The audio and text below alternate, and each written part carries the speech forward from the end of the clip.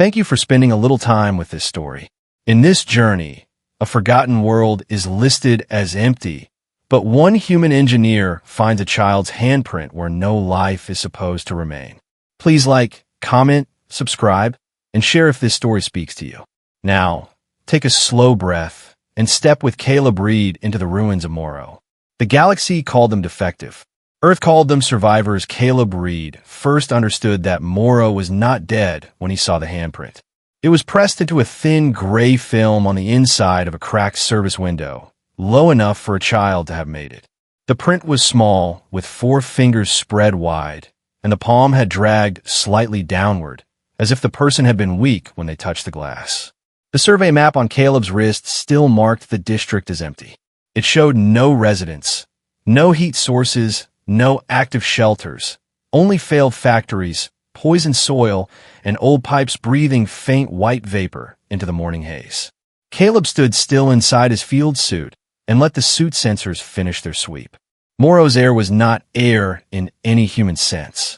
It was bitter dust, hot metal vapor, and chemical mist that ate at unshielded seals.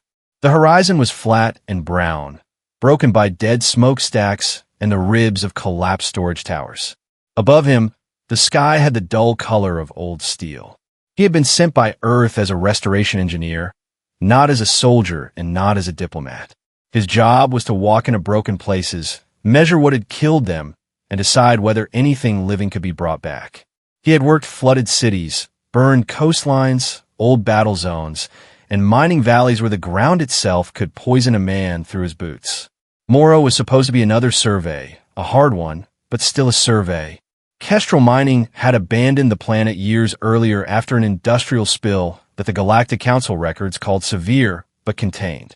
The official file said the local Veyra population had been evacuated or declared lost, and Earth had been asked to inspect the damage before any cleanup effort could begin.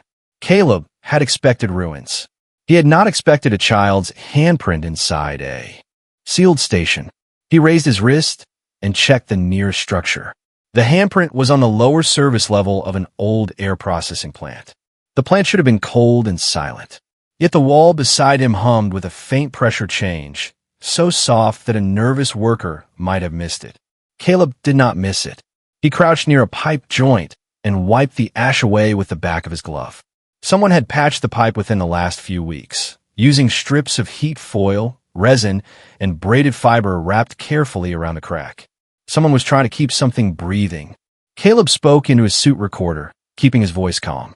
"This is Caleb Reed, Earth Restoration Survey Team, Ground Site Morrow Eastern Plant District. I have found recent manual repairs in a zone listed as uninhabited. I am entering the lower service level to verify possible survivors." The reply came from the orbit relay above him, filtered by distance. "Caleb, the council file shows no cleared survivors in that district. Proceed with caution. Do not break sealed interior zones without confirming structural safety." "Understood," Caleb said. He did not add that if someone had made that handprint, structural safety was no longer the first question. He found a side hatch half buried under dust and metal slag. The power lock was dead, so he set a portable cutter against the hinge, let the tool bite through old bolts, and eased the hatch open just wide enough to slip inside.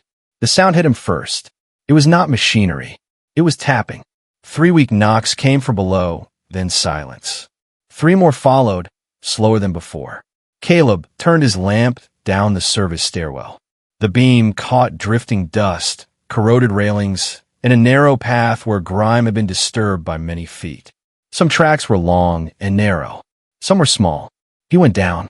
The lower level was hotter, and the air beyond his suit smelled of acid, even through the filters. Somewhere beneath the floor, a pump coughed and stopped, then coughed again. Caleb moved past a row of broken tanks and followed the knocking to a pressure door bent inward by heat. On the other side, someone was crying. It was not a loud cry. It was the thin, tired sound of a child trying not to waste breath. Caleb locked his boots, braced one shoulder against the door, and checked the frame. The chamber beyond was a filter room, and the pressure inside was unstable. If he cut the door too fast, the whole room might inhale poison from the main pipe. If he waited too long, whoever was inside could suffocate. He took one long breath, although the suit gave him air whether he needed it or not. Then he worked. He clamped a portable seal around the weakest edge of the door. He opened a bypass valve on the wall, listened to the old pipe complain, and watched the pressure numbers drop one notch at a time. When the room was safe enough, not safe, only safe enough, he cut through the bent lock and forced the door inward. A child stood inside with both hands wrapped around a woman's sleeve. The child was small, thin, and covered in gray cloth from neck to ankle. Its face was partly hidden behind a cracked, breathing mask. Behind the mask, Caleb saw wide, dark eyes and skin crossed by faint blue lines that glowed under his lamp. The woman on the floor was not moving. The child flinched away when Caleb stepped in, but did not let go of her. "I'm not here to hurt you," Caleb said, slow and clear. "I'm going to get her air." The child stared at his faceplate. Caleb did not know if the words translated through the suit speaker, so he pointed to the woman, then to the spare filter pack on his belt. The child understood enough to back away one step. The woman's mask was clogged with black residue, and her breathing was shallow. Caleb removed the broken filter, fitted his spare unit over her mouth, and opened the flow gently. Too much pressure could damage weakened lungs. He checked her pulse through the thin skin at her wrist. It was fast and weak, but still there. The room groaned, and a crack ran across the ceiling, dropping dust over Caleb's shoulder. The child made a sharp sound. "I know," Caleb said. "We are leaving now." He lifted the woman across his arms.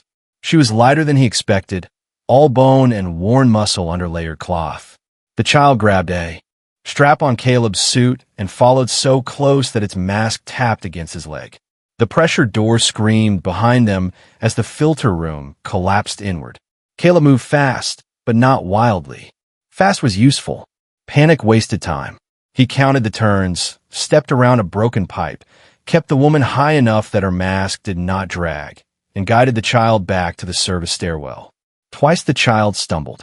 Twice Caleb slowed, just long enough to let it catch up. At the upper hatch, the child stopped and looked toward the dead hallway behind them. Caleb turned his lamp and saw marks on the floor beyond the service line. There were many marks. Foot traffic, drag containers, small wheels. A whole hidden path had been worn into the dust. The woman in his arms coughed. Caleb carried her outside. The child recoiled when the gray daylight touched its face, as if the open sky was worse than the ruin below.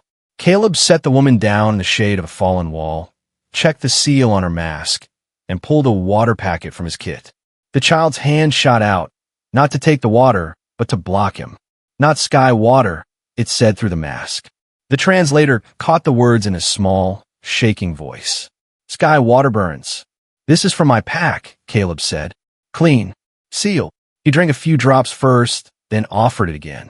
The child hesitated, took it, and tipped it carefully into the woman's mouth. Her eyes opened. They were dark like the child's, but older and harder. She saw Caleb, saw the suit, saw the open air around them, and tried to push herself up. "No," she rasped. "No more samples." "I'm not taking samples from you," Caleb said. "My name is Caleb Reed. I am from Earth. I came to survey the damage." Fear moved across her face before anger did. "Earth," she said, as if the word meant nothing safe yet. "Surveyors always say they came to look. They look, then they leave. After they leave, Kestrel comes." The child pressed against her side. "What is your name?" Caleb asked. She did not answer. The child did. "Tavi," it whispered. Then it touched the woman's sleeve. "My mother is Lena." "Lena Vale," the woman said, warning in her tone now.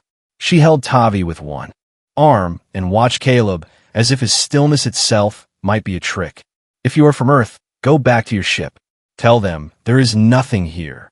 Caleb looked at the repaired pipe, the worn path, the collapsed filter room, and the child who had called clean water a thing from the sky. "How many of you are under this plant?" he asked. Lena's hand tightened on Tavi. Before she could answer, Caleb's wrist unit chimed.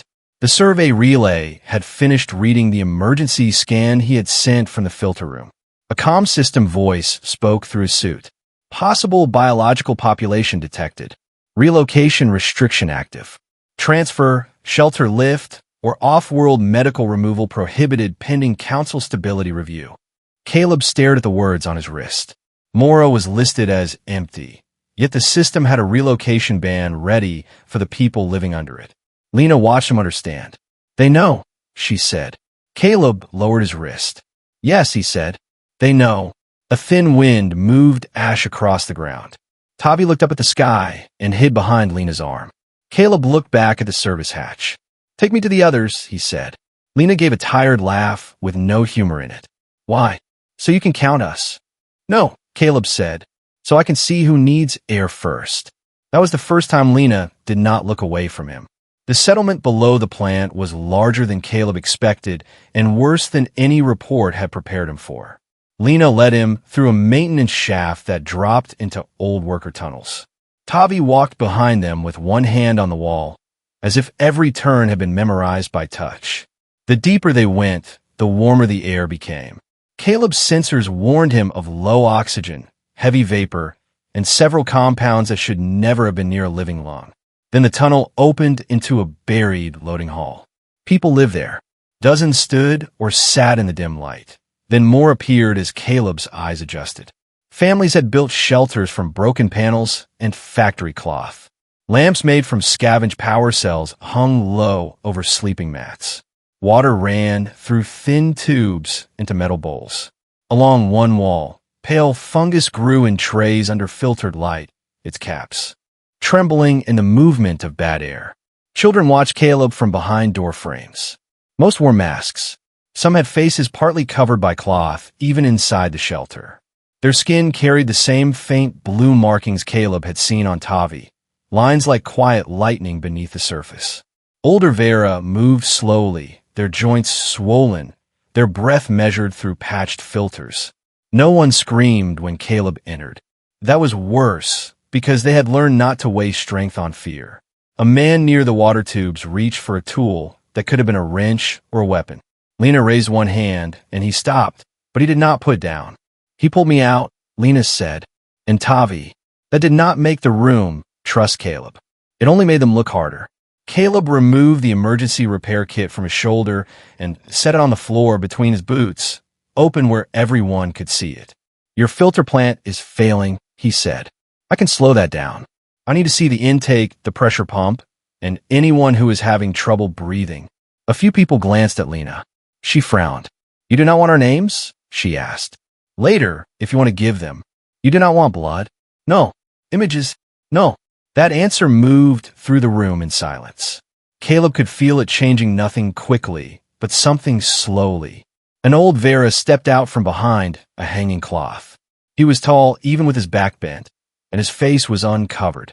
The left side of his jaw had grown uneven, not monstrous, but scarred by years of damage. His eyes were steady. I am Soren, he said. I keep the old records. If you can make the north pump breathe until morning, I will show you where the intake is. I can try, Caleb said. Try is what people say before they leave. Caleb picked up his tools. Then I will start before I say anything else. The north pump was dying in a chamber behind the loading hall. It had not been built to run for years without service. It shook against its mounts and spat black condensation from a cracked seal. Caleb spent the next 3 hours on his knees in chemical sludge, replacing a gasket with cut suit liner, cleaning a valve by hand, and building a bypass from. 2 lengths of pipe the Veyra had saved for a day they had hoped would never come. No one cheered when the pump steadied. People who lived close to death did not trust one good sound too quickly. But a little girl near the fungus trays pulled her mask away for 3 breaths before her mother gently fixed it back in place. An old man slept without coughing for the first time since Caleb had entered. Tavi sat on an overturned crate and watched Caleb's hands as if repair itself was a language. Lena brought Caleb a cup of water from their cleanest tank. The water was yellow at the edges. Caleb did not drink it because his suit would not let him. But he took the cup with both hands. Thank you, he said. Lena looked at the cup, then at his sealed faceplate. You cannot drink that. No. Then why take it? Because you offered it. She studied him for a long moment. My husband offered water to the last survey crew, she said. They thanked him. They took samples from his lungs the next day. Kestrel came 2 nights after they left. My husband never came back. Caleb set the cup down carefully. What was his name? Lena's expression changed. Suspicion remained, but grief rose through it. Marin, she said. He fixed heat lines. He could make children laugh in a blackout. Caleb nodded once. He did not rush to comfort her. Some pain rejected quick words. I will not give Kestrel your location, he said. They already know where we are. They pretend not to until someone important starts looking. Then I need to know what they are hiding. No, Lena said. You need to know how to leave before they decide you are hiding it too. Soren, who had been listening from the pump room door, made a low sound. He has seen the North Seal, the old man said. He has seen children breathing through trash. He has already crossed the line, Lena. Caleb turned to him. What line? Soren walked to the far wall, where a faded drawing had been pinned under a strip of wire. It showed a sky that was not gray. The color had been made from crushed mineral and old dye, a pale green-blue band above a row of homes. The line between damage and witness, Soren said. Damage can be ignored. A witness must be erased. Later, in a narrow workroom beside the pump, Caleb compared Kestrel's public report to the live readings from the settlement. The numbers did not match. The official file said the worst release had ended years earlier. Morrow's air should have been slowly improving, even if the soil stayed dangerous. Instead, the lower tunnels showed layers of exposure. Some compounds were old. Others were newer, much newer. Someone had continued releasing toxins after the disaster. Caleb checked again, then a third time. He wanted to be wrong. Being wrong would mean the Veyra had been abandoned by cowardice and neglect, which was terrible enough. Being right meant someone had watched them change and kept the poison flowing. Tavi appeared in the doorway, holding a torn mask strap. Can you fix this? Tavi asked. Caleb took it and softened his voice. Yes. Sit there where the light is better. Tavi climbed onto a crate. Are there children on Earth? Many. Do they wear masks? Some do when they are sick or when the air is bad. Most do not need them every day. Tavi touched the cracked edge of the mask. Did they look at faces? Caleb paused with the strap in his fingers. Yes, he said, but looking is not the same as hating. Tavi considered this as if it was a difficult machine. Here, looking means danger. Caleb fixed the strap, tested the latch, and handed the mask back. Then if we get you to Earth, we will have to teach some people how to look better. Tavi did not smile exactly, but the child's shoulders lowered a little. A warning tone sounded from Caleb's wrist. A ship had entered low orbit. The identification came through a breath later. It was a Kestrel mining reclamation vessel. Lena appeared behind Tavi. She had heard it too. You see, she said. They always come after someone looks too long. Caleb stood. His first instinct was not fear. It was order. He ran through the settlement in his mind. Number of children. Filter status. Exits. Bad tunnels. Possible landing sites. Distance to the old central plant. Then he looked at Soren. You said witness, Caleb said. Do you have proof? Soren's old hands closed around the edge of the wall drawing. Not here, he said. In the heart of the factory, where Morrow died. The central factory stood 6 miles from the settlement, but distance meant little on Morrow. The direct road was open to the sky and washed in corrosive dust. The service tunnels were safer from storms, but half collapsed. The old cargo line passed through chemical basins where Caleb's suit would last only an hour before the seals began to soften. Soren knew all 3 routes and trusted none of them. He spread a hand-drawn map on a metal table while Caleb checked his tools. Lena stood with her arms crossed. Tavi sat near the doorway, listening without pretending not to. The data core was hidden by a Veyra technician named Olin, Soren said. He worked in the central plant before Kestrel sealed it. He copied internal orders, release records, medical notices, and the first reports of body change. Soren tapped the center of the map. He sent one message to us before he disappeared. He said the truth was in the old control room. Why did no one retrieve it? Caleb asked. Lena answered before Soren could. Because the first group did not come back. The second came back blind. After that, we chose children over proof. There was no shame in her voice. only the weight of choices made with too little air. Caleb looked at the map. The council will not approve relocation without evidence that you are not a spread risk. Kestrel can keep calling you unstable as long as they control the record. If the core proves they caused this, Earth can force an emergency sanctuary review. Force, Lena said. That is a strong word for people waiting above the clouds. Earth is sending medical supplies as soon as I confirm a safe drop zone. The council will block them. Maybe, Caleb said. Then I need to give them something heavy enough to block back. Lena stared at him. You speak like proof is stronger than hunger. It is not, Caleb said. But proof can move a ship. A ship can carry food. Soren touched the map. The lower service route is narrow, but it still breathes. A human suit will snag in 3 places. A Veyra child can pass the old vent line. No, Lena said at once. Tavi looked down. I know the vent, the child said. I used it when the south tunnel burned. No, Lena repeated, sharper. Caleb shook his head. Tavi is not going into the central plant. For the first time, Lena looked surprised by something he said. You do not decide for my child. No, Caleb said. You do. And I'm telling you I can find another way. Soren watched him with tired interest. Can you? Caleb studied the map. The safest route needed someone small to open a manual latch from inside a service vent. The other routes were worse. Not impossible, but worse. He traced the old cargo line with his gloved finger. Here, he said, the cargo lock is jammed from the outside, not sealed from within.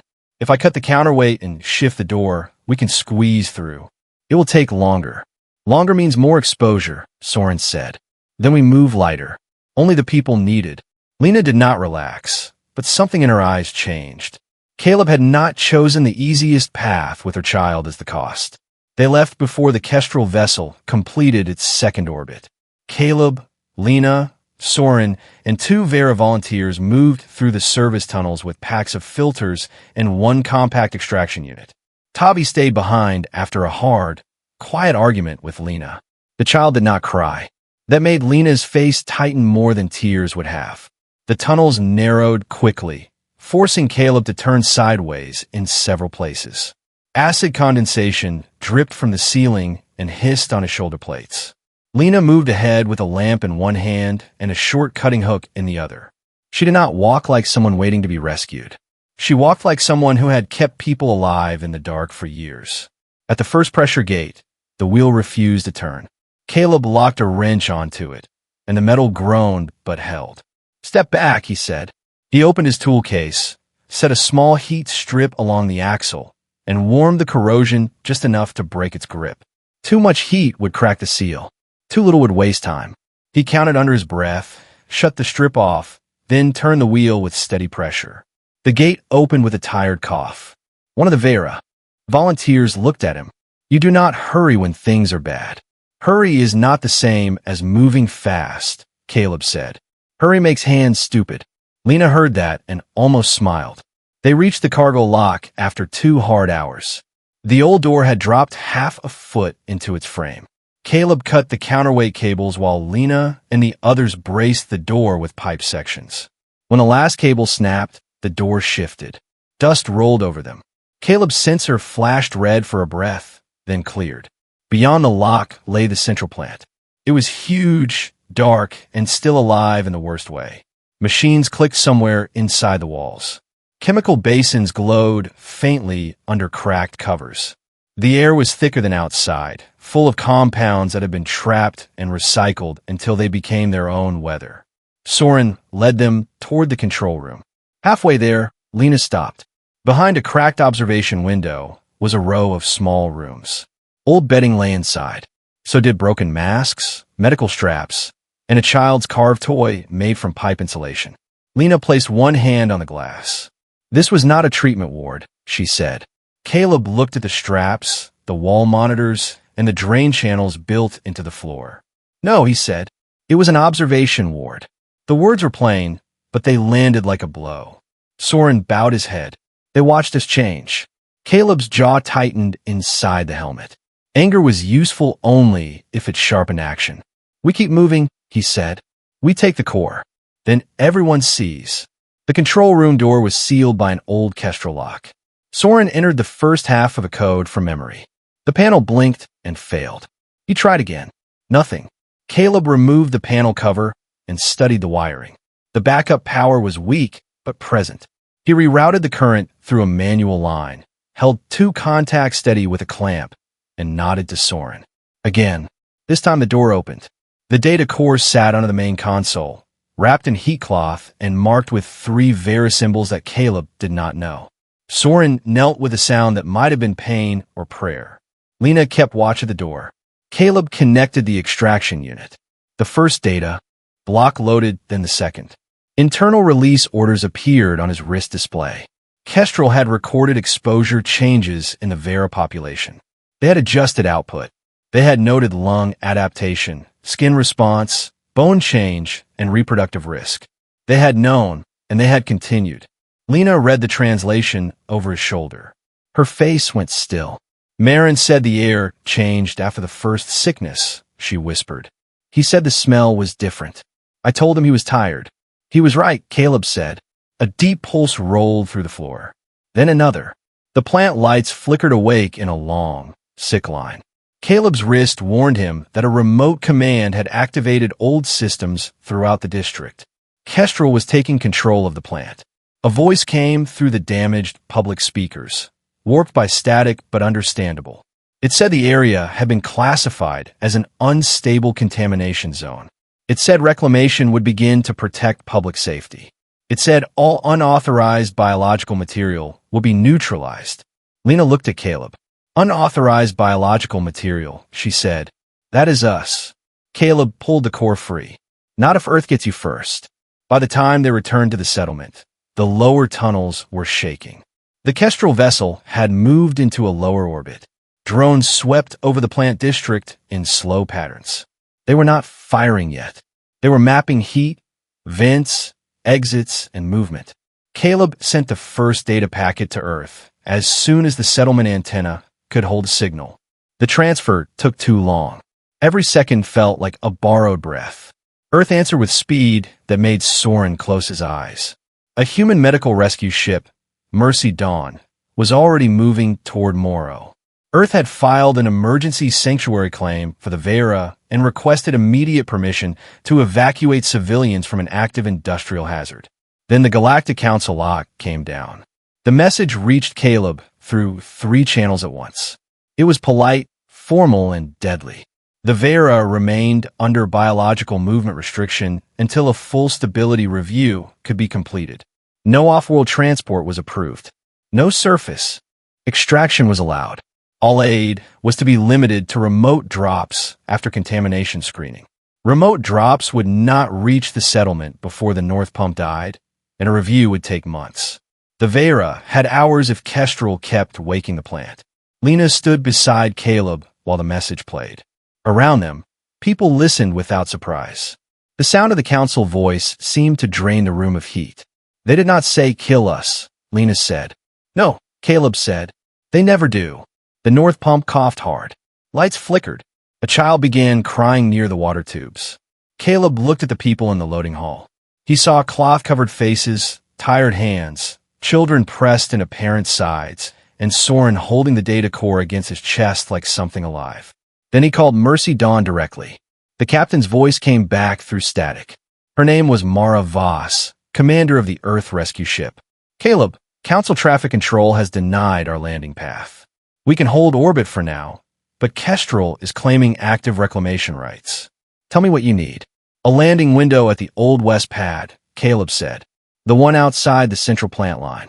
That pad is inside the restricted zone.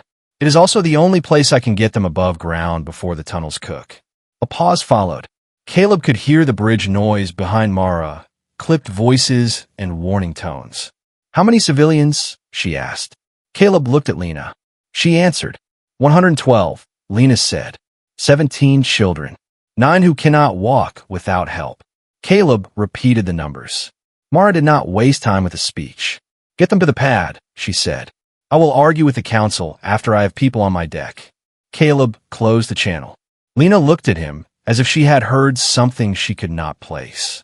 "She will come." "Yes." even if they tell her not to. She is from Earth, Caleb said. That does not make her perfect. It means she knows what a rescue call is for. The settlement began to move. Caleb and Lena did not have time to make people brave.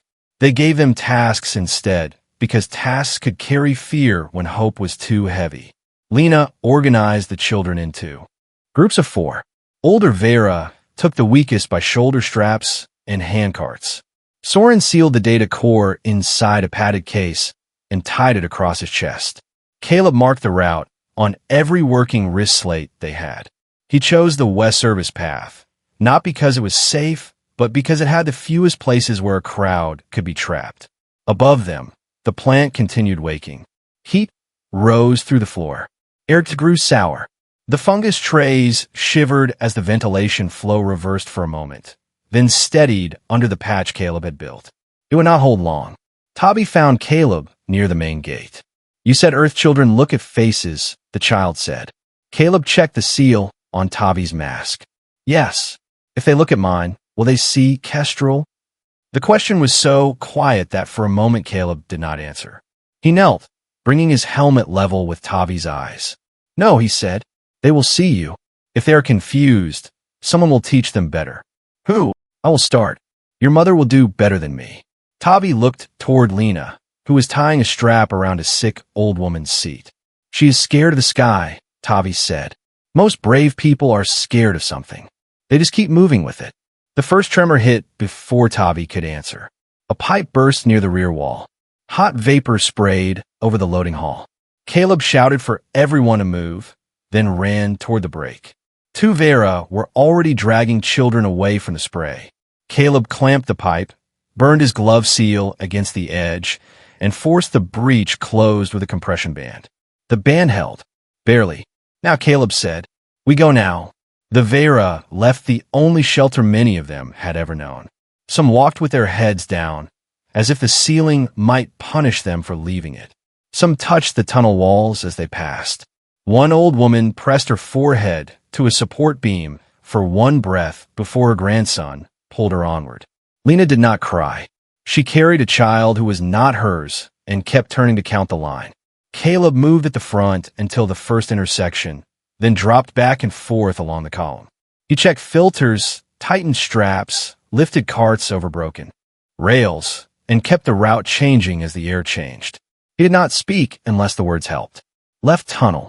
Mask tight. Slow at the pipe. Do not run. Save breath. Behind them, Kestrel drones entered the lower plant. The first drone appeared as a white light far back in the tunnel.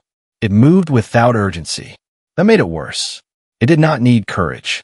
It did not need air. It only needed coordinates. Caleb waited until the line passed a pressure door, then cut the manual release and slammed the door shut. The drone struck the other side with a heavy metal sound. Will that stop it? Lena asked. No, Caleb said. It will make it late. They moved faster. The west path dropped through an old freight corridor where the floor had split. Caleb and 2 Veyra used a metal panel as a bridge. One by one, the children crossed. Tavi helped guide a younger child by the sleeve, whispering directions in a voice that shook but did not break. At the far end, Soren stumbled. The data case hit the floor. Caleb caught Soren under the arm before he fell. The old man's mask whistled with each breath.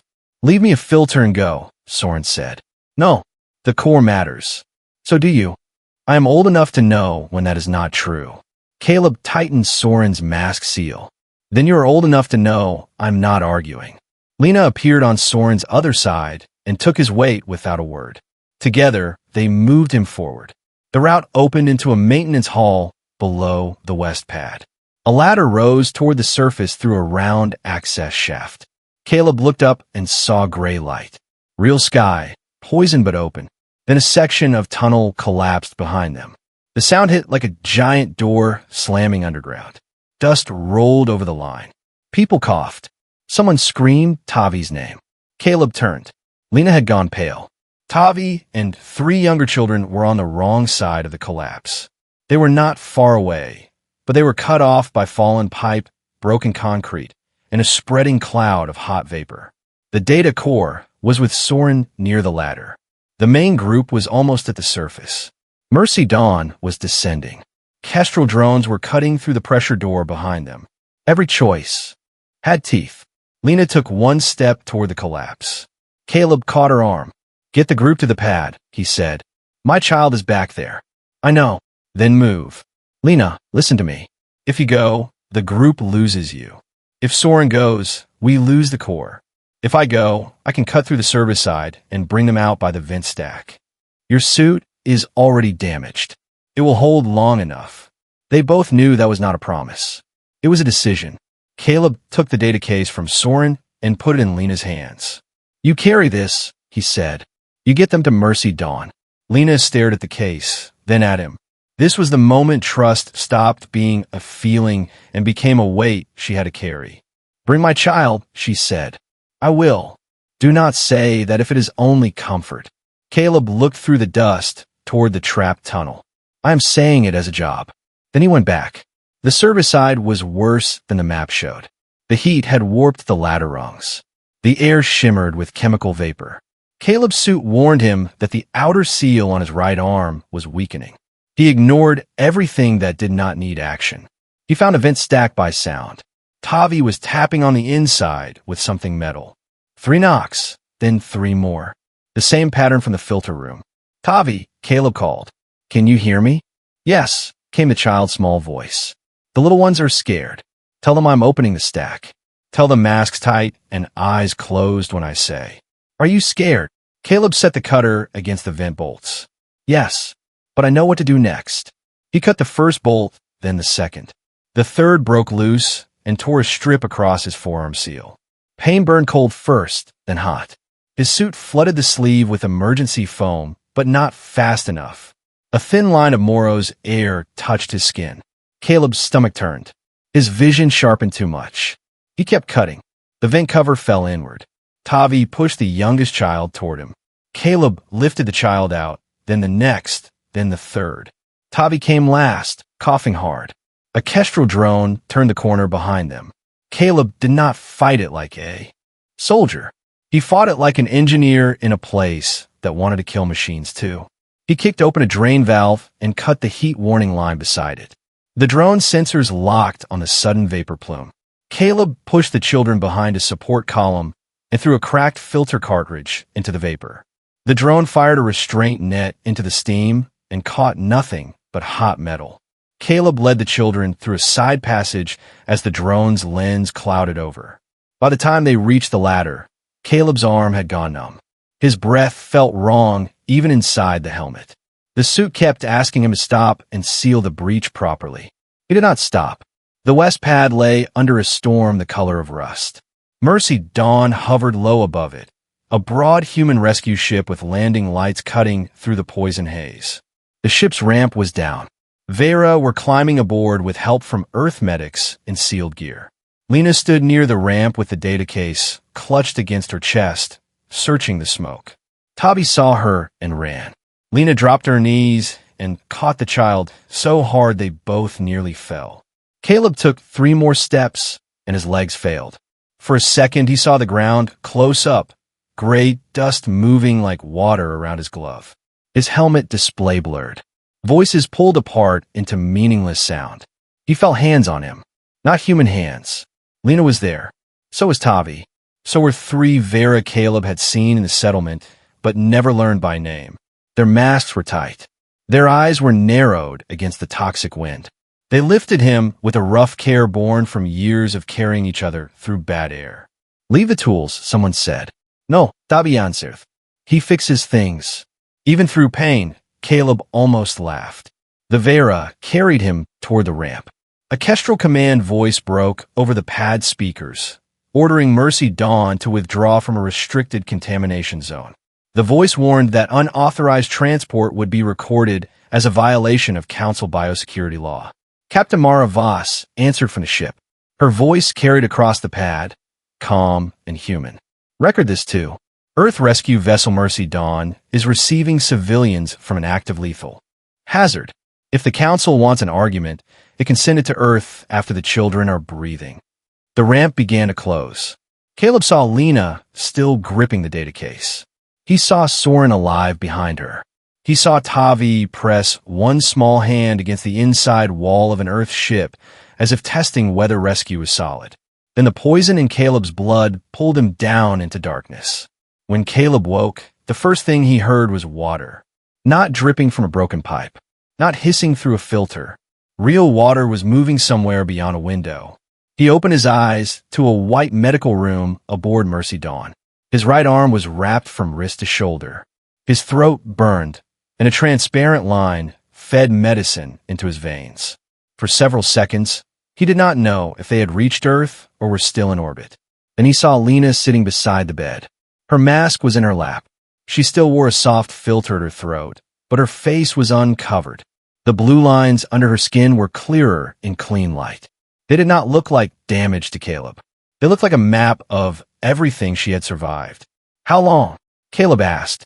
His voice sounded scraped raw. "Long enough for Earth doctors to be angry at you," Lena said. "Good doctors usually are." Her mouth moved close to a smile, then failed under stronger feeling. "Tavi is alive. Soren is alive. The children are alive." Caleb closed his eyes for one breath. "The core. Safe. Earth has it." Kestrel. Loud. Council. Louder. That time he did smile a little. Lena looked toward the window. Beyond it was not space, but a pale blue horizon. Mercy Dawn had landed. "We are on Earth," she said, as if saying it too firmly might break it. "A coastal recovery site. Clean air. Clean water." They said temporary sanctuary, not containment. Caleb let the words settle. Temporary sanctuary. Not a cage. Not a lab. A place to breathe while the galaxy decided whether it was embarrassed enough to change. Lena held her mask with both hands. "They showed the records," she said. "The real ones." Kestrel knew. They knew before Marin died, before Tavi was born, before they called us remnants. Caleb did not answer too quickly. "The investigation will take time. But they cannot say we were not there." "No," Caleb said. "They cannot say that anymore." Lena looked at him then, and he saw the question before she asked it. "Will Earth ask us to change?" she said. Caleb frowned softly. "Change what?" She touched the side of her face. "This. The marks. The bone. The voice. The children. If doctors can cut some of it away, will that be the price?" Caleb shifted despite the pain and made sure she could see his eyes. "Treatment is for what hurts you," he said, "not for what makes others uncomfortable. If you want help changing something, that choice is yours. It is not the fee for being protected." Lena looked down at the mask in her hands. For a long time, she said nothing. Outside the recovery building, the Veyra met the sky slowly. No one rushed them.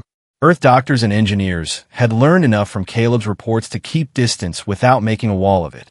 There were shaded paths, clean air stations, warm rooms, and medics who explained each tool by what it did, not by what they feared. Some Veyra kept their faces covered. Some lowered their cloth for a few seconds, then raised it again. Some stood with their heads tilted back until the brightness made them cry. Soren sat in a wheelchair under a young tree, holding one green leaf between his fingers as if it was a document older than any record. Tavi stood near the edge of the path, one hand in Lena's. The child wore the repaired mask Caleb had fixed in the settlement. The sea wind moved across the recovery field, clean and soft and strange. A small group of human children stood nearby with a nurse. They had been told that new guests had arrived from far away and that staring could hurt even when no harm was meant.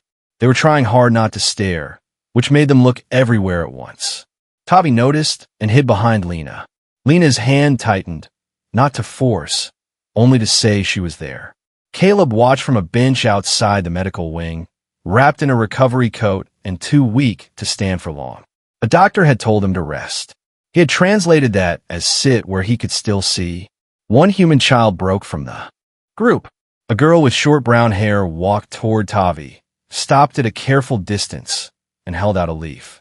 It was broad, green, and ordinary. On Morrow, it would have been impossible. Tavi looked at Lena. Lena looked at Caleb. Caleb gave one small nod. Tavi stepped forward and took the leaf. The human girl did not run. She did not scream. She looked curious, nervous, and kind in the clumsy way children often are when adults have not taught them fear first. "It fell from that tree," the girl said. "You can keep it." Tavi held the leaf with both hands. Then, very slowly, the child lifted the mask. Only for one breath. Lena moved as if to stop it. The old fear rose faster than thought. Then she held herself still. Tavi breathed. The air did not burn. The human girl did not step back. No alarm sounded. No council voice spoke from the sky. No kestrel drone came down the path. There was only wind, water, and a child discovering that a face could be seen without becoming a sentence. Tavi lowered the mask again, but not all the way. The child looked at the leaf and then at the sky. Soren began to cry under the tree, silently, with one hand over his mouth. Lena sat beside Caleb a little later, after Tavi had gone to show the leaf to the other children. "On Morrow," she said, "we taught them not to look up. The sky meant poison. The open meant drones. The light meant someone could see what we had become." Caleb watched Tavi kneel in the grass beside the human girl. "Then Earth will have to teach slowly," he said. "Sky can mean something else here. And if the Council changes its mind, Earth already opened the door. They can argue with the door now." Lena gave a quiet breath that was almost laughter. Across the field, a screen in the medical station played muted news from the wider galaxy. Kestrel mining had been suspended from all reclamation claims pending investigation. The Galactic Council had ordered a review of biological relocation restrictions. Several systems that had called the Veyra unstable were now asking for access to the evidence. Caleb did not listen long. Those things mattered, and they would matter for years. But they were not the heart of the day. The heart of the day was Tavi holding a leaf. It was Lena sitting with her face uncovered in the clean air. It was a community once buried under a dead factory, now sleeping under a sky that did not reject them. The galaxy had called them defective because their bodies carried the proof of someone else's crime. Earth called them survivors because they were still here. And for the first time, the Veyra began to believe that being alive was not something they had to apologize for. Maybe that was what made Earth different. Not that humanity was stronger than the galaxy. Not that humanity had cleaner laws, louder ships, or better words. But when the galaxy looked at the Veyra and saw a problem to be removed, one human being saw people who were still alive. Caleb did not save them because it was safe. Earth did not open its doors because it was easy. They did it because somewhere in all that poison, behind every mask, every scar, and every broken breath, there were families who had been waiting for someone to say, "You still matter." The galaxy called them defective. Earth called them survivors. And under a sky that did not reject them, the Veyra finally learned that they did not have to become beautiful, useful, or familiar before they were worthy of being protected. They only had to be alive. And someone had to be brave enough to stand with them. Thank you so much for listening to this story. If it moved you, please give the video a like, leave a comment, and share it with someone who might enjoy a science fiction story with heart. And if you want more stories about humanity standing up when the rest of the galaxy turns away, please subscribe to the channel. Your support helps this channel keep growing, and it helps bring more stories like this to life. Until the next journey, take care of yourself, and remember this. Sometimes the greatest shelter in the universe is not a planet. It is the courage of someone who refuses to look away.